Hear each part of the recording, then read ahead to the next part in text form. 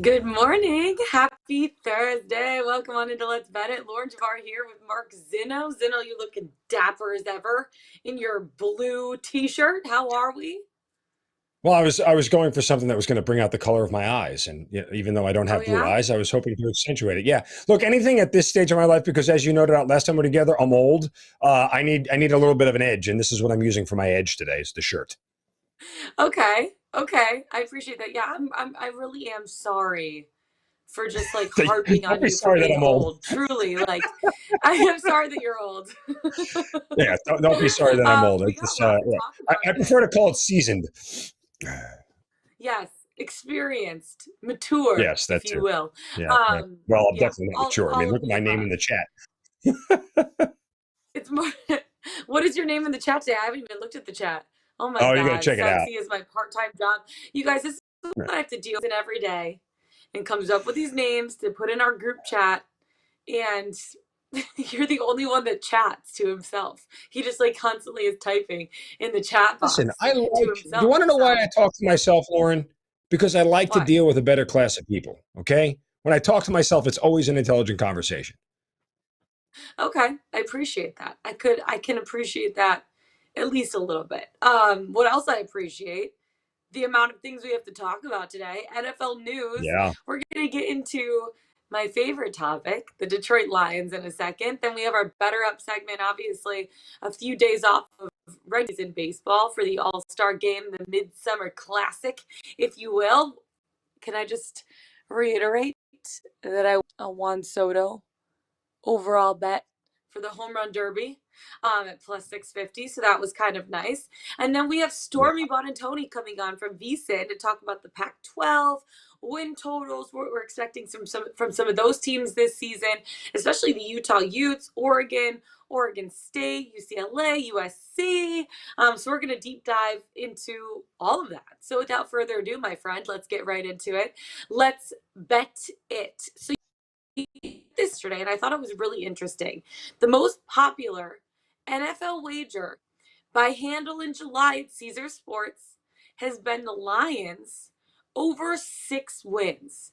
Also, Dan Campbell, who is my favorite coach at this point, he's drawn the most money overall to win Coach of the Year. And DeAndre Swift has drawn the most money overall to lead the NFL in rushing yards. Do you think, Zinno, that this love for the Lions at this point is justified before we even get into training camp? I obviously have my opinions about it, but I want to hear what you think about it first, too. All right. Well, look, this is either a case of where a whole bunch of Lions backers went to a particular sports book with the notion of throwing down an exorbitant amount of money on a team that has a little chance to win the Super Bowl just for the sake of doing it because they're diehard fans and they might have had one too many brewskis and decided this was a good investment. Or there is a general public sentiment that the Lions are a team that is on the rise and that their head coach, Mr. I would bite somebody's kneecaps, will actually surprise people this year. There's reasons to believe that they will surprise people. One, look, for a team that was bad last year, bad enough to get the second overall draft pick, they were extremely competitive in a lot of games, and it did not their record did not reflect how many games they could have won. They lost on a 66-yard field goal to Justin Tucker last year. Okay, they lost on a little less. Yeah, 55-yard field goal. They lost on a last-second overtime fumble for Yep. it's just They lost a lot of one possession games last year. And that is something that in the NFL usually has a regression to the mean, meaning that, like, if you go 1-7 in one possession games in the first year, the next year, you're not going to be as bad in that category again, yeah. mostly. Right, like you will get back closer to 500. You might be 3-5 or 4-4. I mean, you're not going to. It's hard to flip it around to 7-1. But so that's the reason that the Lions, who are going to be heavy underdogs in a lot of their early games this year, may get a lot of may get a lot of bettors to the window if they're smart enough to find the right spots to get them. So from that standpoint, again, I think that this is a team that is well coached. These players like their coach, and they play Yeah. hard for him. Now, for them to win the Super Bowl, okay, that may be kind of setting your money on fire. But to get over their win total, which is low, I don't think it's a bad bet at all at this point in time. Really, and a lot of this rests on how much you trust Jared Goff to be able to lead this team. That defense is going to be better. Dan Campbell, for as much as he was a tight end and an offensive guy, he's got the mentality of a defensive coach. And I think that's going to show up a lot this year in games. Yeah, no, I totally agree with you too. And you just look at one, Dan Campbell in general is so comedic for good reasons.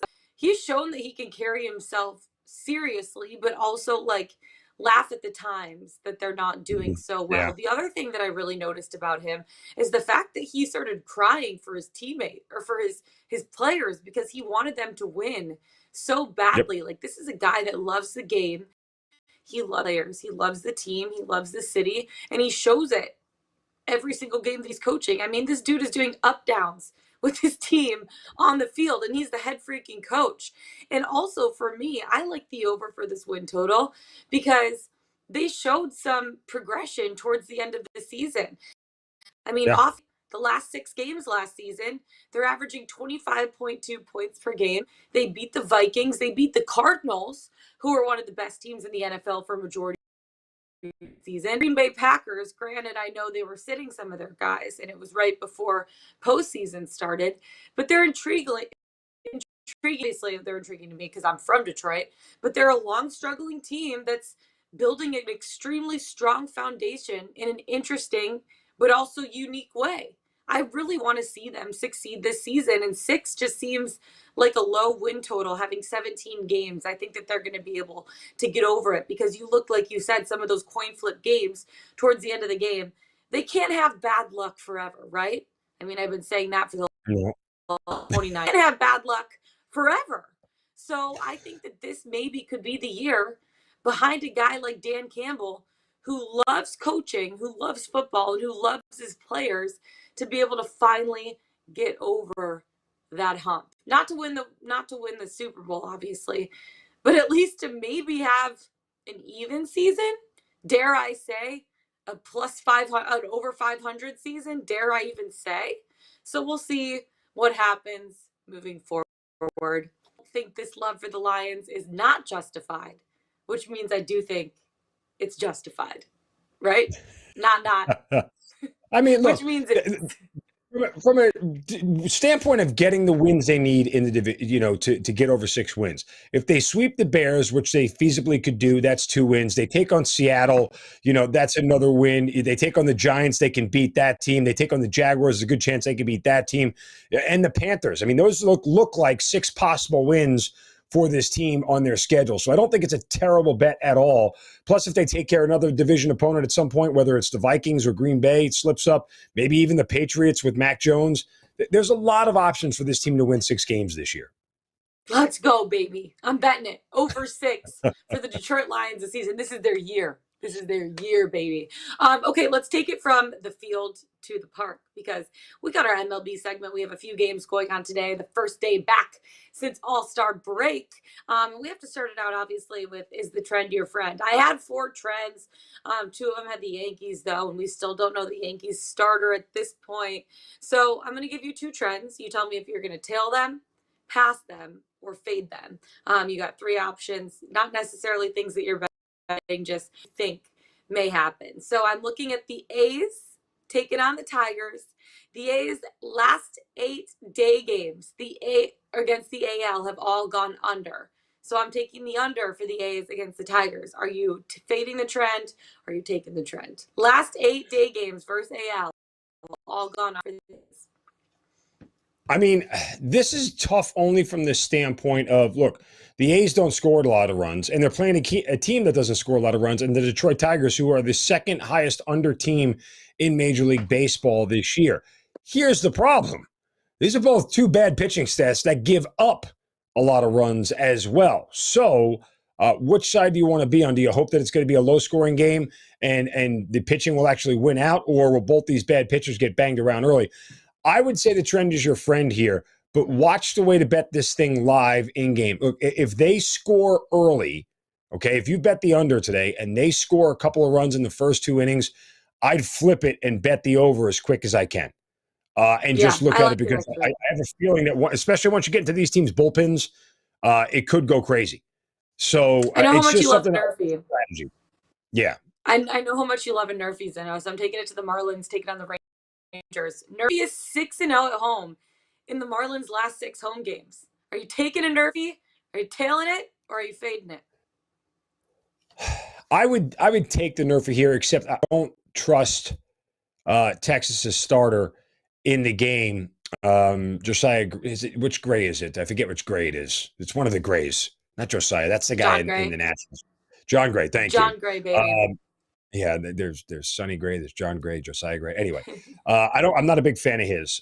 Look, Miami struggles in the first inning this year. They're one of the lowest scoring first inning percentage teams in the league this year. They do have a higher percentage at home than they do on the road. And Texas scores about in 25% of their first innings, both on the road and at home. So I would lean on the Nerfy here and think it comes through. Look, Miami's been a great Nerfy team all year long, just because of what they do offensively and some of the starters that they have, particularly Pablo Lopez, who's going tonight. But I'll probably back the trend in this spot today. Back spot. Let's go with the Nerfy. All right, getting into our plays of the days. I know you have one first inning bet. Tell me more about it, Zeno. Win us some money, please. Yeah, I mean, look, my feeling generally is that in this first game out, it might be a little bit sluggish after the All-Star break. Some of these guys are traveling, they were away, they were just getting back yesterday. Might not be the sharpest of all lineups going forward. You get a doubleheader today between the Tigers and the Oakland A's. And the first game, Tariq Skubal goes up against Zach Logue. The Nerfy here is priced heavy, but I'm going to back the juice here just because of the two teams that are involved here. When it comes to first inning run scored percentage, Detroit, one of the lowest in baseball on the road this year at just 13%. In fact, I think that is the lowest in baseball on the road this year at 13%. And you look at an Oakland team that at home is actually scoring in the first inning less than they are on the road 23% of the time. That's one of the lowest in Major League Baseball here. I know both of these teams are bad in giving up first inning runs. They give up more first inning runs. And in fact, Detroit does it nearly 40% of the time. But neither one of these lineups are competent enough to do it. And that's why the under is juiced so heavily. You would think with a team, a matchup where they don't score a lot of runs, but they give up a ton of runs, that you'd see something more level-headed. The bookmakers are telling me where the liability is. I'll follow the money here and take the Nerfy in the first inning in game one between Detroit and Oakland. I like it. I know there's not a ton of games going on today either, so it's fun to find some of these, but it is a little juicy. Speaking of juice, I am taking all the juice, the orange juice, the apple juice, all the juices of the world on Frankie Montas going over 5.5 strikeouts today, laying 54 cents for it. This prop just seems extremely. He's gone over this total in 3 straight starts before hurting his shoulder. I think it was like July 2nd or July 3rd. But he's coming back for the first game. He's going to want to go out and have himself a game. And I know he's a big trade chip at the deadline, which is right around the corner, a couple weeks. He's going up against the Tigers, which I hate fading my hometown team, but they have a rate of 23.9% against the righties over the last 2 weeks before the break. This is the bottom half of the league. So give me some Frankie Montas, baby. Over 5.5 Ks, 54 cents I'm laying, but you know what? That is okay. We're going to get back to baseball in a second. First, let's bring in Stormy Buonantony, host of My Guys in the Desert, Monday through Friday, 5 to 6 p.m. Eastern Time on VSiN, and also a good friend of mine. Stormy and I used to work in the NHL together. She was working for the Vegas Golden Knights. I was working for the Avs. Stormy, how are you? You're up bright and early, hanging out with us. Great. Yes. I was filling in on our morning show here at VSiN today, Follow the Money. So I was bright-eyed and bushy-tailed on air at 4 a.m. Pacific time today. So I am awake and ready for you guys. But so great to see you, Lauren. I feel like it's been so long since we've connected. Great to see you. Good to see. First of all, that is really early. How many cups of coffee do you have in your system at this? A million. Hey, I got mine too. Zeno, where's yours? Are you left out of this? I already drank it. I already drank it. I had coffee, breakfast. I'm ready to go. Yeah, that's the way to do it. That's the way to do it. Okay, we're going to get into some Pac-12 because obviously you're out on the West Coast. You watch these teams closely. I know you also do some sideline for ESPN with a lot of these Pac-12 games. Let's start off with USC. First of all, what do you think we should expect from a team like USC in the first year of Lincoln Riley? They have Caleb Williams this year, Jordan Addison. What can we expect from them? And do you think, their win total at this point, which is set at 9.5, it's good to take the over or the under on this? So it's kind of a double-edged sword when I look at this team because I firmly believe that they will be significantly improved from last season, but I more firmly believe that they're one of the most overrated teams in the country. Like they are being priced in the market as a clear-cut top 10 team. Caleb Williams is third on the odds board to win the Heisman Trophy. You said that season win total 9.5, and it's juiced to the over. I mean, you look at even their national championship odds, 25-1. Yeah, they're a little longer, but that's fifth on the odds board. Like it's Bama, Ohio State, Georgia, Clemson, and then them in Texas A&M. And I personally find this absolutely insane for a team that went 4-8 last year, where most of those losses were ugly. I mean, they even had a close call near loss to Arizona that I was on the call for. And, there is a massive influx of talent offensively. I love those additions. You mentioned Jordan Addison, the reigning Biletnikoff winner for the most outstanding wide receiver in college football coming in. Travis Dye from Oregon, who's an absolute stud in the backfield. The offense is going to have serious pop. But defensively, that unit was just pushed around like crazy last year, ranked 11th in the league against the pass, had next to no pass rush. I could see them doubling their win total. I could see 8 potential wins on that schedule, but 10 is just, it's a lot. It's asking way too much for me. Yeah. And what Stormy indicates here about USC and where the money is going is all because of offense. Offense sells, and it's what the public is going to back more than defense. You look at any high-level defense versus any high-level offense, the offense is more often than not the favorite for a specific reason because the public backs them. But as you said, Stormy, this is a run defense. They give up nearly 170 yards a game on the ground, and that's the real question for USC this year. I know all the eyes are on Lincoln Riley and Caleb Williams and the offense, and that's why people are backing this team. But the only way I would bet them is, as you mentioned, 25-1 to win the national title, because if they can win the Pac-12, which it's not priced well enough for me to back them given where they were last year, they're going to the college football playoff. And at that point in time, you're looking at hopefully what is a coin flip game in the semifinal and a team you match up well against in the finals. So I think that's the only value bet on USC this year at 25-1 is to win the national title, because guess what? If they don't win the Pac-12, they're not in the college football playoff anyway. So one goes hand in hand with the other. Thing with Caleb Williams, his odds are so short to win the Heisman at 7-1. Yeah. And there's no way you're going to want to make that bet unless you firmly believe that they're going to make the playoff, which I don't, which is why I'm more so taking the approach of fading USC in general. But I do agree with you in terms of where the value lies. If you are a believer in USC, that's probably the only way you can bet it positively. But I'm just going to stay on the fade train for now. I love a good fade train. Okay, moving on to Utah. They're returning their starting quarterback, 5 of their top 6 pass catchers from last year, but they did lose a couple key starters on the defensive side of the ball to the NFL, which, hello, NFL, okay. Can the Utes overcome the massive losses on the defensive end, win their 4th Pac-12 title in the last 5 years? Yeah, I think so. I am very, very high on this Utah Utes team. I like them to win the league. I like them to go over their win total. We kind of have a joke around here, myself and one of my bosses, death taxes and Utah season wins over. Like, let's do it. I think that USC, their new additions, their light is shining very brightly on them publicly. But in my opinion, the road still runs through Salt Lake City. And when you talk about those losses to their defense, they do still bring a lot of talent back on that defense that was tremendous last year in run defense, pass rush. The two players specifically, I think that you're referencing that are going to be really hard to replace are Devin Lloyd, who, when I talked to Kyle Whittingham, constantly called him, the heart and soul of that defense. Nephi Sewell, who's also a stud. So it's going to be a challenge, but they got that Florida transfer, Mohamed Diabate, who's going to try to step into the middle. Perhaps Karene Reed, who's somebody who learned a lot under Devin Lloyd last year. They've got great tackles. They've got a superstar in the making at corner in Clark Phillips. So I think that the defense can do enough. And Morgan Scally is still going to be that defensive coordinator handling things. But offensively, again, like we talked about with USC, offensively is where I'm so high on this team. Cam Rising is a rising star. And I think so much about what could have been had that kid had the starting job week 1 last year. He didn't become the full starter until week 4 when they were already 1-2. They went 9-1 before that loss in the Rose Bowl, ultimately to Ohio State, which was a shootout that they had a massive lead at halftime and just couldn't hold on to it. But I mean, Cam Rising, nearly 3,000 yards last year, 20 touchdowns, only 5 picks. Tavion Thomas back at running back, who grew into an absolute game breaker. I really, really love this team.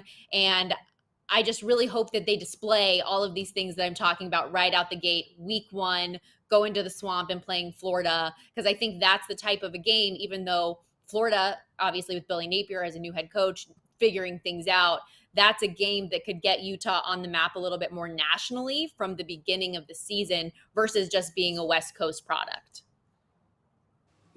I know you have a bet on Utah too. What is that for you this season, heading into the season?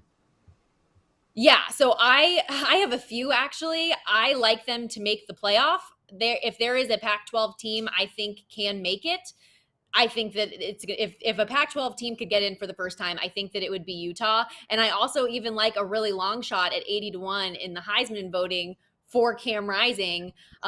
Just one of those long shots that I think there's potential value on if they can get to that point and be that dark horse to get that far. I like it. Let's pivot to Oregon here, Stormy, as the team that got their butts whooped twice by Utah last year. They bring in Dan Lanning as Mario Cristobal departs for Miami. But, Oregon, I think the real question for them is, can Dan Lanning provide that toughness that he had at Georgia on a defensive unit that really got run over? Now, it's a weird season for Utah last year because Oregon. They go into the Horseshoe and they beat Ohio State, right? And that was like the pinnacle of their season. But yet they get whooped up twice in a span of 3 weeks against Utah. So what kind of effect do you think Dan Lanning will have on this defense and the toughness of Oregon? Yeah, and they had that early upset too at Stanford, which was just one of those bizarre type games. They had a lot of injuries, I know, that were unexpected. Running back CJ Verdell, who's no longer there, unfortunately. Their safety, whose name is escaping me for whatever reason right now, broke his leg mid-season. So they did have some things that didn't necessarily go their way. Kayvon Thibodeau, even similarly, who was a top 5 pick in this year's NFL draft, didn't play a number of games during that season for them to ultimately not be able to get over the hump. I do think they'll be near the top of the league again. They're just built that way. They're typically going to be. I'm not seeing them as a top 10 all year type of a team. Their offensive line is all intact. Anthony Brown, who let's call him uneven last year for the Ducks, is no longer going to be there. So they've got a couple interesting options at quarterback with Bo Nix coming back over from Auburn. That freshman coming over to 5-star Ty Thompson. So for as many things as they've lost, I think it'll be an interesting dynamic for them. And Dan Lanning, who you're talking about, is known for that next level defense that they had at Georgia, were so dominant. Obviously, it's going to take a while to build something like that up. He wants to mold this group to be dominant themselves in their own way. So I think it'll be interesting to come together. Noah Sewell, I think, has a chance to be one of the best linebackers in the country. Everyone that I've ever talked to about that kid just talks about how he eats, sleeps, and breathes football and is going to be next level. Justin Flo, Mace Funa, Bennett Williams, all really big playmakers coming back. So I think that defense has a lot of potential to shine. Yeah, it is going to be really interesting to see kind of how they play out with the season. And Dan Lanning might not have like the same amount of talent they had in Georgia on the defensive side, obviously the best defense in college football, Understatement. probably what we've seen over the last like 10, 15 years. But at the same Like time, historically good, right? It's hard to compete. Yeah, I know. These guys like Noah Sewell, they could come out and make a splash for a team like Oregon, right? Let's look at UCLA too, because Dorian Thompson-Robinson returning for his 5th year, which I look back and I'm like, God, I should have done 5 years of college because the real world's a little bit harder. But you know, you look at what he's going to be able to do under center. Do you think they're going to be able to make some noise in a pretty wide open Pac-12 at this point? Well, considering Chip Kelly has a fresh contract extension in hand, they hope so. There's certainly more optimism than I think a lot of people have felt in a while around this program, looking to take another step forward. They did have an 8-win season in 2021. It's a little bit of a breakthrough. Now can they seize that opportunity? And for as high as I am on Utah, which I have made very clear, this is a league, the Pac-12, as it still stands, that doesn't have a clear juggernaut year in and year out. You know, it's not the we don't rebuild, we reload program like some other conferences. And DTR is just tough as nails kid. Sorry, we got like a little audio thing going on here. If you can hear that. No, you're fine. But I think it's huge that he elected to stay for a 5th year. He's so solid in the passing game. He has the mobility X factor with his feet.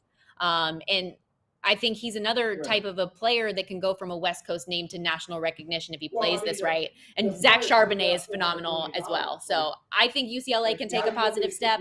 We'll just have to wait and see, though. Absolutely. Stormy, we so appreciate you. I know that you need to run by 7:30 Pacific time, 10:30 Eastern time. So we'll let you go. So hope you had fun covering the World Games. How much fun was that? Yeah, you're awesome. It was so much fun. Appreciate you guys having me on. But Birmingham, Alabama, I was out there for 2 weeks. I covered a ton of just unique, wild sports, and basically what the World Games is for anybody that's never heard of it. It's almost like an audition for different sports trying to get into the Olympics, or sports that were previously in the Olympics that would like to get back. And like sumo wrestling was in there, inline skating. I covered canopy piloting, bowling. It was 34 different sports, 3,600 athletes from all around the world. A lot of fun, super unique. If you've never heard of it, definitely check it out because it's wild. I'm curious about flag football. Was it there as well? I know they're trying to put that in the Olympics. Yes, it was. And so they had flag football, and they also had kind of a reinvigorated version of lacrosse that was really cool to speed up the game, make it faster, more unique. And for the NFL, I know they've been talking about, obviously, the Pro Bowl, maybe going to a flag football game. And so that was a good testing ground for that relationship with the NFL moving forward. Yeah, love it. Stormy, thank you so much. Have a great rest of your day. Thanks, Good luck Stormy. with your double shift hosting 2 shows. You need some more coffee. Get some more Thanks, coffee in your system. See ya. Bye. Have a good one. Buonantony, host of My Guys in the Desert, Monday through Friday, 5 to 6 on VSiN. Awesome. Love it. She's so great. Really awesome knowledge on college football. I've been in that studio again. I have been in that studio before. It's pretty awesome. That studio that she's working in right there at a Circa. Yeah, the VSiN studio. Overlooks the sports book. It is an insane way to do a show. When, you know, you could just hear the roar of the sports book when something big happens. It's pretty insane to watch. It's a lot of fun. That is so awesome. What sports book is it in? It's at Circa. Yeah, the Circa Sportsbook. The new casino out there with Stadium Swim, the one that has the big pool and the big screen. Up on outside. Yeah, it's pretty legit. We love that for us. I'm thinking Pickswise road trip to do a show from there. That's what I'm thinking. Why not? What the hell? Let's make it happen, boys. Let's do this thing. Okay, let's get back into some of the games today. I'm looking at the Yankees Astros. You like the total for this game, right? Yeah, I mean, again, I don't know who the Yankees starters are yet, but I'm not really sure that it matters. Look, in the 5 games between these two teams, the 2 games that went over were the 2 games that the Yankees won. So the other 3 games that the Astros won were 3-1, 3-0, and 2-1. So you kind of see the trend in this series here. And I actually got Houston as a +1.5 underdog on the money line early this morning, on the run line rather, early this morning, which I was kind of surprised about. I've seen it already flipped in a couple of places where Houston is now the favorite rather, even though the Yankees haven't named their starter here. I'm still going to lean on the under. If the Yankees don't score 5 or 6 runs on their own in this game, the game stays under. Houston doesn't have the bats to compete with the Yankees pitching as far as scoring a ton of runs. So the only way this goes over is if the Yankees do all the heavy lifting, and I'll back on the fact that coming out of the break, they probably won't. I like it. I'm taking one more pitcher prop. Well, I talked about the juice that I was laying. I have one more pitcher prop with John Gray, one of the Grays that you were talking about. And I'm only laying 10 cents for it. Over 6.5 strikeouts. This guy's been really good at punching people out all season long. He's had strikeouts in each of his last 4 starts, and he's going up against none other than the Miami Marlins, who have a 24.6 K rate against righties. In the last 2 weeks before the break, that's 10th worst in the league, and they also have an abysmal WRC plus of only 53 against righties over that same time. So I think it'd be able to go pretty deep into this game against a Miami Marlins team who is striking out a lot.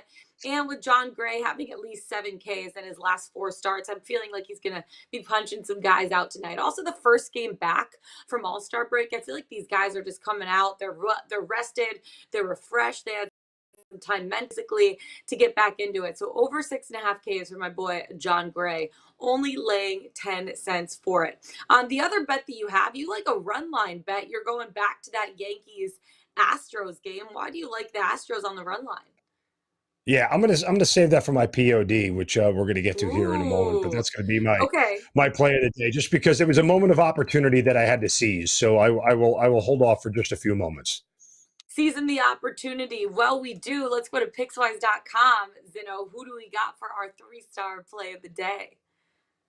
Well, game 1 of the Tigers Oakland A's game is up there. Brian Prouty has his 3-star play for that. We have some other tennis, golf, and horse racing plays as well. The only baseball play so far on the site is in that Tigers game. So get there quickly because that game's starting here a little bit after 1 o'clock Eastern.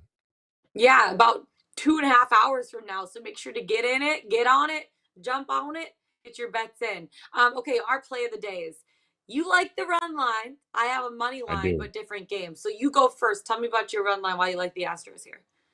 All right, I'm going to take the Astros plus 1.5 on the run line, despite the juice being way crazy at minus 205. Look, the Houston Astros have had the Yankees number. They are the one team that is the Yankees kryptonite. And it doesn't matter who the Yankees starter is in my book here because, look, the 2 games that the Yankees beat the Astros this year, again, they scored a lot of runs. They scored 7 in one and 6 in the other. But they won the first game 7-6. They would have covered the run line in the second one 6-3. So that gets me home in there as well. Houston likely going to win. Why? Starter Christian Javier going for the Astros. Last time he faced the Yankees, 7 innings, no runs, 3 hits, 13 strikeouts. He will come out and have the same performance or a similar performance at home today against a Yankees team that I expect to have a little bit of regression here in the second half. And starting against their toughest opponent isn't the way the Yankees want to go. So I'll back the Astros. Again, I don't know if you'll see them become a run line dog again, like I got them earlier this morning. Right now, I've already seen it flip to them being a run line favorite, but give me the Astros plus 1.5 at minus 205. I cringe saying it, but it's just too much to pass up with them as a run line dog. The juiciest of all juices on this Thursday morning for Mark Zeno. Why not? I like a plus money bet. I'm looking at the Giants money line plus 116. And I just look at, they're starting off the second half of the season. MLB is basically the best rivalry in baseball. It's the Giants Dodgers. This game is going to be fun. I know the Giants lost a lot of postseason ground from late June to early July, but things are going better for them now. They rank in the top 10 in WRC plus over the last month. They're 8th in run differential right now at 51. And even though they've been struggling a little bit, I feel like we can't overlook them on the mound, who ranks near the top of the league in strikeout rate, 30.8%. Also, his strikeout to walk ratio is at 22.6%. His SIERA is 3.15. I know the Dodgers, you look at their lineup up and down, you're like, wow, they're ski. Right now, they only rank 11th in WRC plus again. And also, Clayton Kershaw pitched in the All-Star game. Tony Gonsolin pitched in the All-Star game. So guess who's on the mound? Mitch White, who has a 4.11 SIERA this season. So the pitching for me here in this matchup is a little bit lopsided. And I look at the offense, I think that the Giants have a good path to get a victory here.